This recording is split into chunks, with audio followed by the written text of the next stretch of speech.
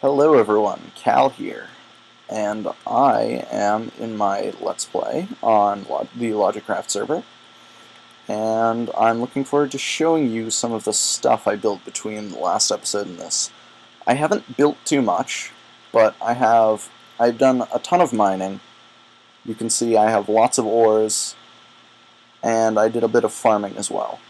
And then a couple small machines. Some things that you may have seen before, might have not.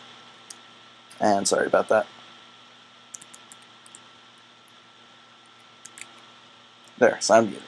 Okay, that's just TeamSpeak. Nobody else is online now anyway, but I should mute it just in case anyone else gets online.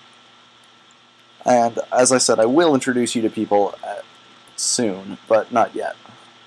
Right now, you're still getting to know me. So, a couple unfamiliar looking things. Well, unfamiliar to some of you. I don't know exactly who the audience is going to be. So if I'm explaining too much or too little, then please feel free to let me know.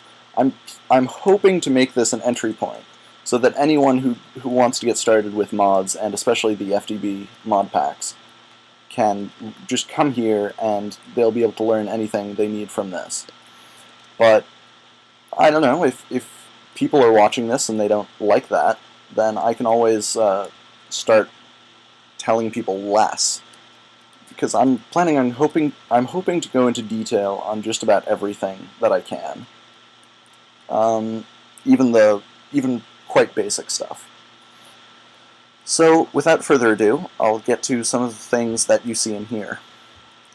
This is probably this is a really cool item from Mistcraft. This is a link book. So basically, if I click here, I'll teleport to the Nexus, which is a place in a different dimension. Mistcraft is all about creating different dimensions, which they call ages. And so this will create, or this won't create, but there's another Mistcraft age, which we have called Digger. And if I go through here, it'll lag a bit, but I can still show you the output. So this teleports me to a different world, and this is our Nexus. It's a small building, and you can Opt's house, Chewie's house, Sphinx's area, Old's Island, Minotaur Land, and Johnny's base. As you can see, these are all different places. Some of them are where people live. Some of them are, like the spawn village is just a village. That's where we spawned when we created the server. And I'm sorry it's lagging. My settings are not. My computer isn't very good. But as you can see, you can go to. Basically, if I go through one of these link books, I can go straight to somebody else's base. For now, I'm just going to go back to my base because I don't want to show you anyone else's base yet. Especially since nobody else is here. I'd like to show you their bases, ideally when they're actually here to talk about them. But anyway, that's from Mistcraft. That's really awesome. Mistcraft is excellent. And the world that we were in just a minute ago, in the Nexus, was actually a world created by Mistcraft. And they're fully customizable. I recommend you look into it, because it's actually quite a complicated mechanic. If you want me to, I can, but for now I won't. So some of these basic machines. You can obviously see the chests. But as you can see, and as you obviously know, chests can easily get full if you have a lot of something. So these are called barrels. These are from the factorization mod.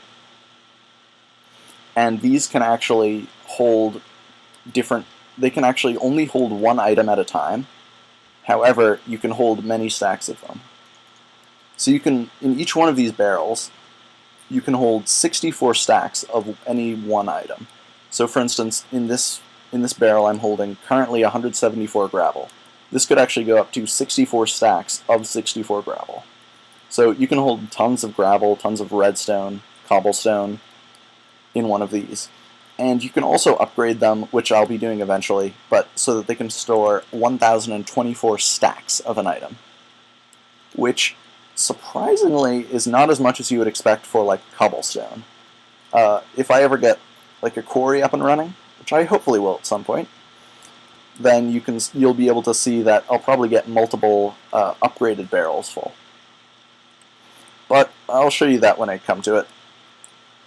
So that's just a nice storage thing from the factorization mod. Here's the first machine I'm going to show you. This machine here, not the thing in it. This is a project table, as you can see from the name on the top. It's really easy to craft. It's a really basic machine, but it's also really, really powerful. So this crafting grid can basically store a recipe. This is a little bit more complicated of a recipe, but basically it can draw items from in here. I'm just going to quickly craft this, and then I'll show you. So if I take this, put it in here, you can see that this is obviously, I put in oak planks and the recipe, I put in oak wood and the recipe would create oak planks, of course. But I've only put one in here. However, because the project table will actually pull out of this inventory. So if I take it from here, it'll actually pull it out of here and the recipe will remain. So I can actually just keep doing that and keep taking them out.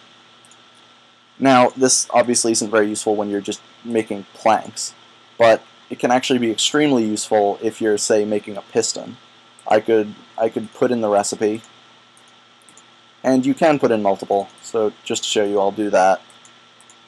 And it will actually pull out of these stacks before it pulls out of these ones. So if I take it out of here, you can see that all of the ingredients, it lost some of every ingredient. But the ingredients in here are still there, so you can still see the recipe. So I just made 2 pistons, and I only put in 1 recipe. And that could get even cooler, and I'll show you another way it can get cooler later, once I have the materials for it.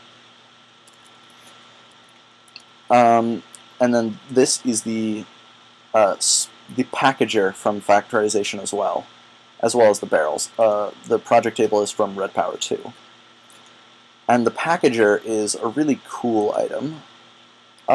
It has limited uses, but it can be quite useful in certain situations. So I'm just going to demonstrate with smooth stone. So I'll put in the stone, and you can see I automatically got bricks out. Now the reason for that is that the packager will actually take anything, and it will try to make it, I would fill that in, but I don't have enough stone with me. It would try to make a 3x3 grid with it, and will output whatever the result is. However, if it can't, then it will try with a 2x2 grid, and it will output the results. So basically, I'll show you some automatic ways to pipe these in, which many of you probably know. But you can pipe in, say, stone, for instance, and it will automatically pump out, or you can pump out stone bricks very easily. Now, the benefit of using this, as opposed to some other things, which, once again, I'll hopefully show you later. And there's a zombie. I'm going to kill it. The benefit of using this is that you can put multiple different things in it.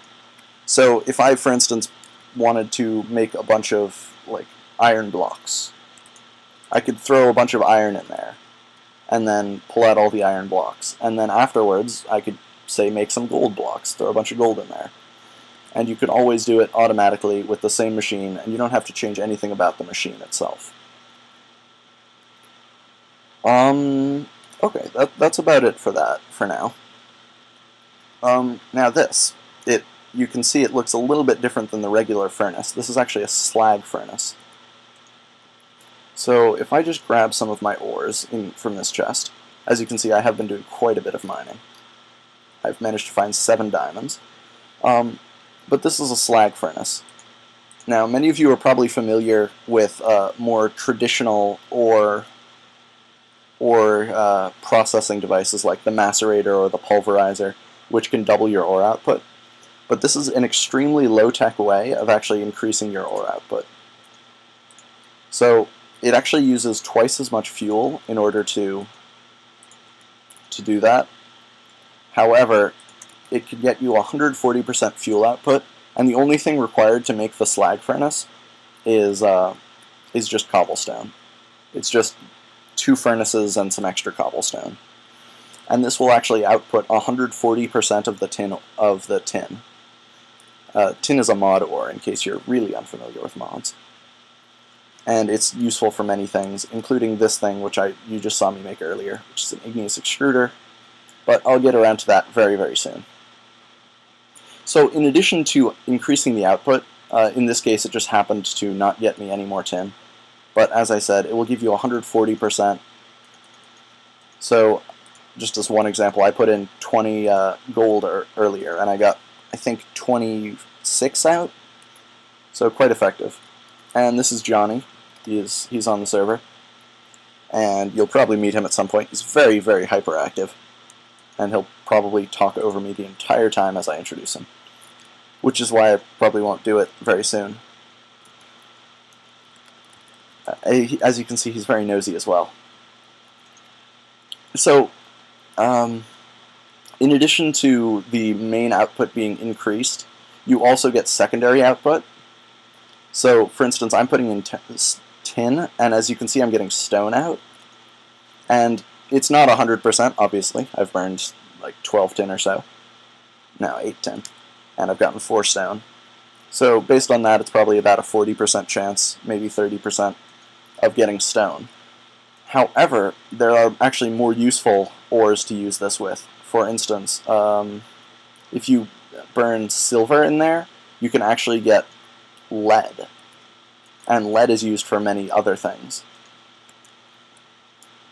So, however, also a slag furnace can't be used for many normal recipes. For instance, you can't put wood in there to get charcoal. It just doesn't work. I'll show you that right now, actually. So if I just do that, no, that, it just won't work because it's not a slag furnace recipe.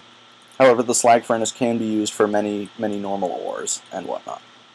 So any of these, or most of the ores that I have here could be used in a slag furnace to get increased output. So that's the basics of the machines I'm carrying. I haven't explained this, of course, but I'll get around to that in a moment. I'd love to explain these to you, though. These are incredibly cool. These are from forestry. And these are actually backpacks, so that you can carry around. I showed you the canvas bag, actually, last time. But this is actually a very, very different, but still very useful. You see, these carry less items than the canvas bag does, but they carry very specific items. So for instance, the miner's backpack will carry anything that's like an ore, or it will carry lapis, and it will carry gems. Oh, by the way, these gems are from Red Power 2, and their main use is for tools. However, you can also craft them together to make storage blocks, which actually look quite nice, and I might use those for decoration. Because you tend to get a lot more gems than you'll use. As you can see, I've only mined for maybe a few hours, and I already have plenty of surplus, even though I've been making all of my tools out of them. So anyway, the miner's backpack will pick up anything like gems. It will pick up uranium, which is from Industrial Craft 2. It'll pick up ores, and generally, what I mean by pick up, I should have explained this, but basically, say I just mined all of that ore, and now I'd half fill up my inventory if I just walked over to it. But because I have this miner's backpack, I picked it up, and you can see it didn't take up any space in my inventory. It actually went into the miner's backpack automatically. And you can see that right down here it says 5 slots out of 15.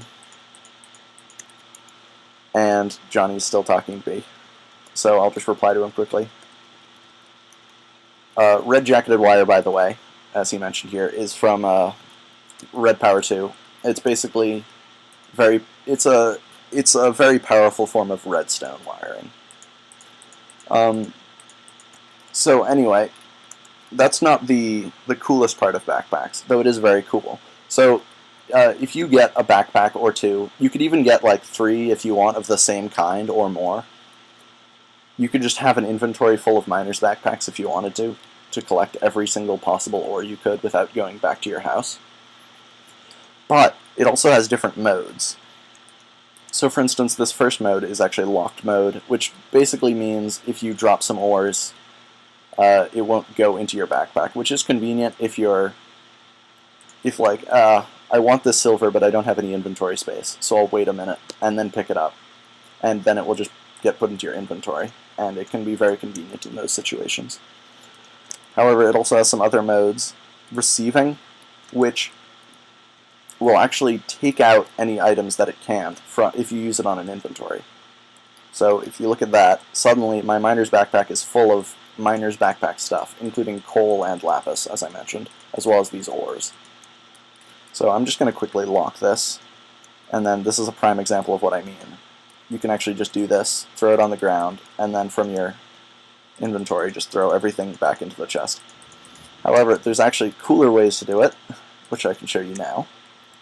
So if I just throw this all back on the ground, let it get picked back up into my miner's backpack.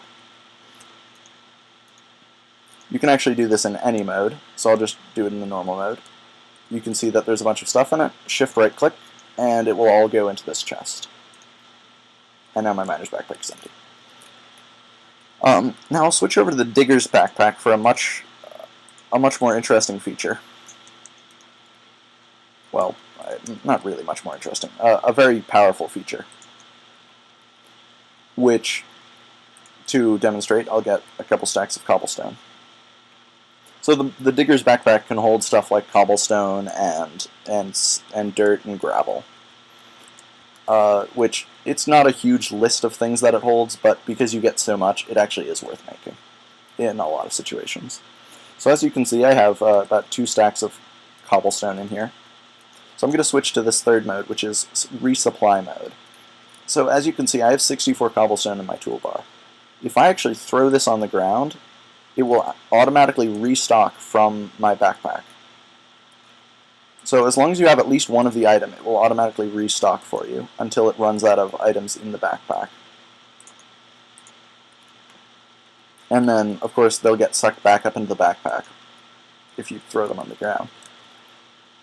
But that can be extremely useful if you're, say, making a building. You could take a builder's backpack, which can hold things like stone bricks, and then you could use that. That means you just have to have one stack of, let's say, stone bricks in your inventory, and it will constantly keep it resupplied with stone bricks from your builder's backpack. That can be extremely convenient for storing anything when you're on the go, or when you're mining, and they're overall just extremely useful. So, and oh, by the way, there are also upgrades for these. Currently they only have 15 slots, but you can upgrade them. They're rather expensive, but they're very well worth it, because you can get a lot of use out of them, even without their upgrades, and with their upgrades they're even better. So now I'm going to show you something that's really cool. In the process of making an enchantment table, which I won't be able to make now anyway, since I forgot about the sugarcane. And I don't have any leather either. So maybe I'll take a quick drop by spawn and get some of that, because I'm planning on making an enchantment table. But, however, first, of course, you know I have the diamonds right here on my toolbar, but I don't have the obsidian. So how am I going to get the obsidian? I'm going to use an igneous extruder. This is a really cool block from thermal expansion. You can see it has these weird colored sides. Now if you right-click on it, you can see that there are 3 different settings: stone, cobblestone, and obsidian. So I'm of course going to set it to obsidian. And this will basically take an input of water and lava, and it will make whatever you tell it to. So for cobblestone it won't cost anything, because obviously if you're actually making cobblestone, you won't use up any of your lava or any of your water. If you use stone, it will use up a bucket of water and a little bit of lava, not very much at all. And they can be on either side, by the way. Just because I'm pointing at one side doesn't mean anything. And then obsidian will use a bucket of each. So, of course, how do you put liquids into this? It doesn't like suck liquids from the atmosphere. Lava doesn't magically appear in it. So you can actually make these cans from forestry, or there are also many other alternatives that you could use. The cans are just made like this, and then you can fill them up by right-clicking on a lava source block or a water source block, or many other liquids, which hopefully I'll get to eventually. But basically, I have here 24 cans of lava.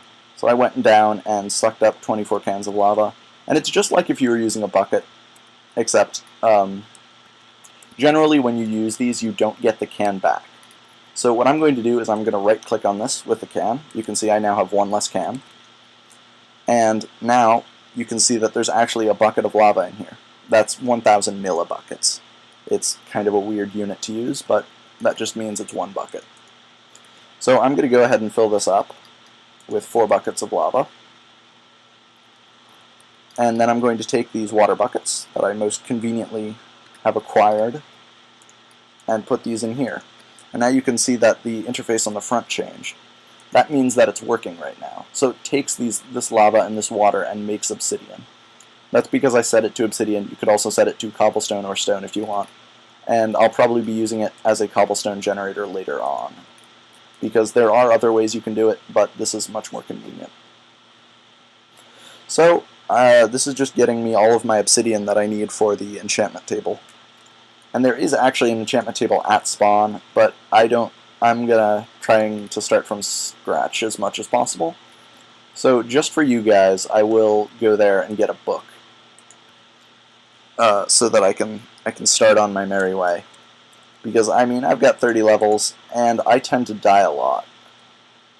Since you last saw me, I think I've died 10 or 11 times. Mostly in the same situation, but I'm a very dangerous person. I tend to die a ton. So I definitely want to conserve levels whenever I can. So as you can see, there's an enchantment table right here I could use, and it would be perfectly fine to do so. But I'm just going to go over here to our sugarcane farm and harvest some sugarcane, obviously. I'll even take a little bit with me so I can plant some at my house, so I don't have to come back here. However, I will have to come back here anyway for leather. We have a cow farm over here, which is really cool. It uses turtles. Unfortunately, nobody's fed it for a while. You actually have to supply. If you give the turtle wheat, a turtle is basically a magical robot thing. If you give it wheat, it will automatically feed the animals in the pen. Obviously, we don't really need to do that with sheep because the products that you get from sheep are just wool. And eventually there will be a much better farm for wool that will act automatically, and it will be really cool, and I'll definitely show you that. So at some point I'll show you the code for these. These are programmable robots, basically. And I'd love to show you what's going on there and explain everything. I'm a fairly competent coder. I'm not fantastic, but I could definitely tell you what's going on there. So I did get some leather, and I'm going to go back to, oh, somebody stole the book that goes back to the Nexus. However, this book actually leads to just outside the Nexus, so I can just go here. So just a quick look at this world. It actually looks pretty much like any other world. By the way, I can't believe I haven't explained this yet, but the map in the top right corner is the Raise Minimap mod. Very useful. There are loads of settings that you can change. For instance, I always love to keep this death point enabled because I always die. So basically, when you die, it will mark your death, mark where you died, so you can go find it again. As you can see in this world, I've died at least 3 times. I try to delete my death points whenever possible because they appear everywhere if I don't delete them. But anyway, I'll head back to my house. You can see it says house-ish, because it's not really a house yet, it's just a hole in the ground. I'll be moving out of here as soon as I can, but that might not be anytime soon. Because I've actually started building a really, really ugly house thing over there. But it's actually, though it actually looks pretty, it has many colors, and hopefully it'll actually end up looking good. But surprisingly, this is actually fairly expensive. I mean, it's not like I'm using diamond blocks, but these are actually, though what I'm making these out of aren't rare, you actually need tons of them to make something like this. So that house or that building. I don't know if that'll be my main house or even part of my main house. It could be something else. But yeah, that will probably be a work in progress for quite a while because they're annoyingly difficult to collect. And also, because the blocks I'm using aren't really useful, they have no practical purpose, they only look good. Few other people on the server bother to even pick them up, so I probably wouldn't even be able to ask somebody else for help. So, quickly, just making an enchantment table. Yay! I'm just going to put it here, because I'm poor, and have no house. And I'll just enchant my pickaxe. Let's see what I can get. I can get level 8 with no bookshelves. Alright, so I'll enchant this with a level 8 enchantment as soon as it comes up again. I've always been terrible with enchantment tables. So I got Unbreaking. It's not really very useful. As you can see, Johnny is very, very talkative. Even when I'm not saying anything, he keeps talking to me. He might force me to introduce you to you guys soon.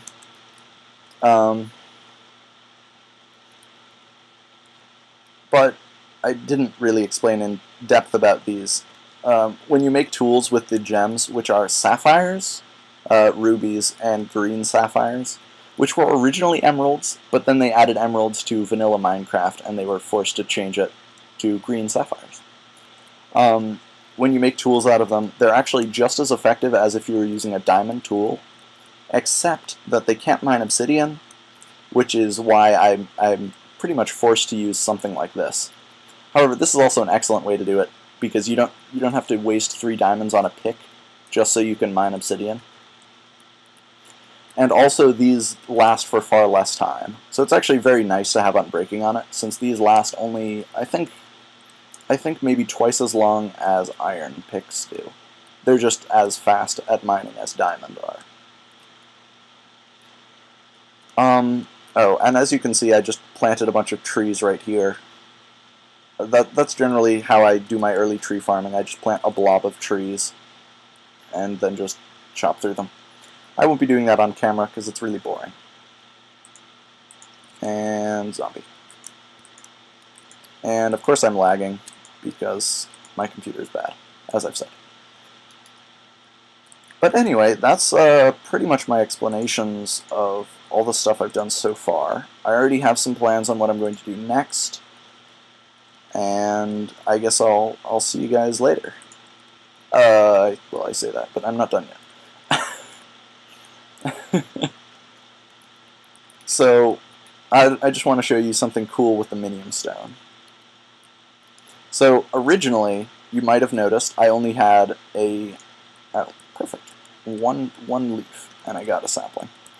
I only had a spruce sapling. Now, I didn't go out and get a different type of sapling. What you can actually do with the Minium Stone is turn things into other things. So I can just turn this sapling into whatever I want. I can turn it into an oak sapling, I can turn it into a spruce sapling, birch sapling, or jungle sapling. So any of those vanilla saplings you can actually make with the Minium Stone.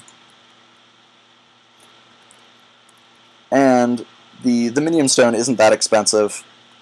This makes it look really weird, but it's really not that bad. It's from Equivalent Exchange 3, and you get those shards of Minium that you saw. They're just random mob drops. They're not that rare, so it's actually not too difficult to make. However, though you can do all this cool stuff with it, it does actually have a limited number of uses, so it will break eventually. And I'll have to craft a new one when that happens. I think that's basically it for now.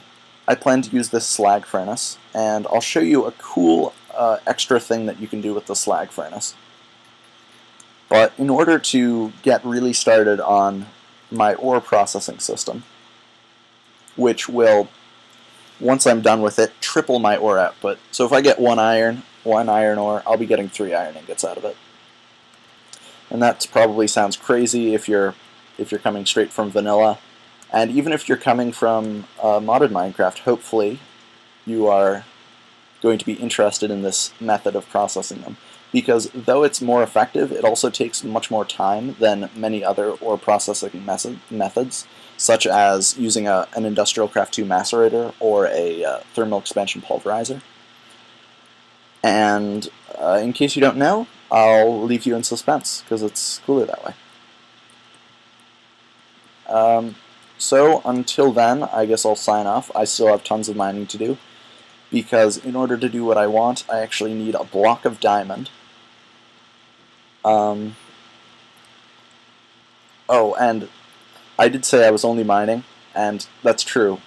I actually found an abandoned mine shaft and found all of these things in dungeon chests, including this steel shovel, thaumium hoe, crowbar. A lot of you probably don't know what some of those things are, but I'll definitely get around to explaining them once I get around to using them. The thaumium hoe is actually really simple. It's just a hoe, a magical hoe. It's not really anything too special. It's just basically just a better hoe than most normal vanilla ones. I think it has the enchantability of gold, but with higher duration. And it also, and by enchantability of gold, I know normal hoes can't be enchanted, but thaumium hoes can. And really the thaumium hoe isn't that useful. I'm only using it because I found it in a dungeon chest. And I've been ranting for quite a while. So you can see some of the cool stuff that I've mined. And I'll definitely get around to explaining what this stuff actually does when I get around to using it. But as you can see, there's a ton of new stuff, which if you're new to mods, you're probably pretty overwhelmed at this point. But hopefully I'll ease you into this as well as possible. Even if you're used to mods, I'm planning on doing stuff, as I said, in different ways than other people are doing it. So hopefully, if you're getting bored with all of that, like, oh, I'll just make a quarry and collect all of my resources. I don't plan on doing that anytime soon, though I will probably do it eventually, because honestly it is probably the best way. But I think there are a lot of cooler ways to do it, and I'll be planning to do lots of that in my play here with you.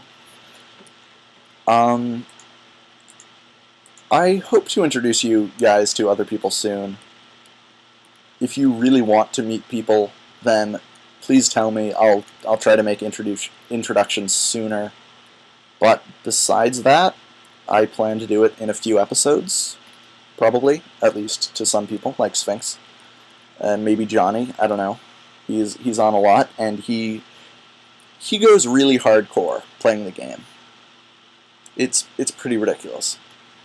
Our first day on the server, he created all of the basic machines, and basically everyone else on the server was telling him that he shouldn't have gone so fast, and it makes it really boring, which I agree with. I'm gonna try to take this slow, but not too slow.